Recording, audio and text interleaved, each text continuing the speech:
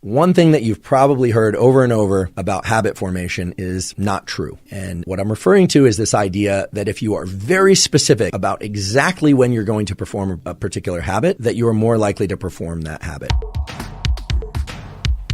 If you are deciding to adopt a new habit, to just think about the very specific sequence of steps that's required to execute that habit. I'd like to give you a particular tool that's gleaned from the research psychology literature. I learned about this from an excellent review article that's available online. It's called Psychology of Habit. Here I'm more or less paraphrasing from them, so I want to be clear that these are their words, not mine. They're talking about the various ways that habits form in the nervous system, and they mention with each repetition of a habit, small changes occur in the cognitive and neural mechanisms associated with procedural memory. So I just want to talk for a second about what procedural memory is. In the neuroscience of memory, we distinguish between what's called episodic memory and procedural memory. Episodic memory is a recall of a particular set of events that happened, whereas procedural memory is holding in mind the specific sequence of things that need to happen in order for a particular outcome to occur. So think of it like a recipe or a protocol, or if for sake of exercise, it's like sets and reps or a particular course that you're going to run or cycle, or the number of laps you're going to swim and how you're going to perform it. It's very clear that for anyone trying to adopt new habits, getting into the mindset of procedural memory is very useful for overcoming that barrier that we call limbic friction. How do you do that? Well, a simple visualization exercise, or it doesn't even have to be done eyes closed.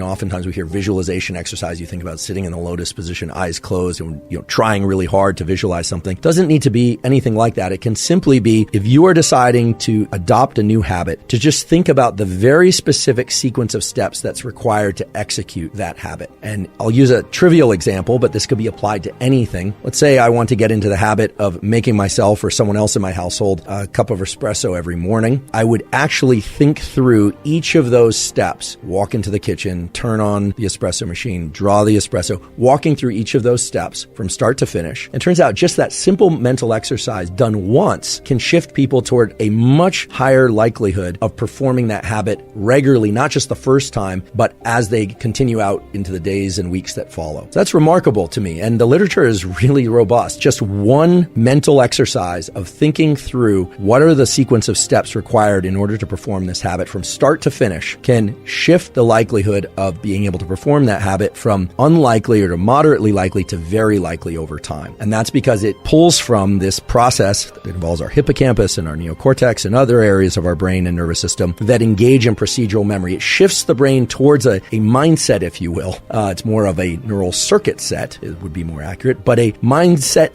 / neural circuit set of doing things in a particular sequence, which allows that limbic friction to come down and increases the likelihood that we're going to perform that thing. Simple tool, but very powerful tool according to the psychology literature. One thing that you've probably heard over and over about habit formation is not true. And what I'm referring to is this idea that if you are very specific about exactly when you're going to perform a particular habit, that you are more likely to perform that habit. While that is true in the short term, it is not true in the long term. And the reason for that is that our nervous system tends to generate particular kinds of behaviors based not on time, but on our state, meaning what level of activation is taking place in our brain and body, how much focus we happen to have, how fatigued we are, how energized we are. So while schedules are important, it's not the specific time of day per se that's going to allow you to get into a habit and form that habit and consolidate that habit. Rather, it's the state that your brain and body are in that's important to anchor yourself to.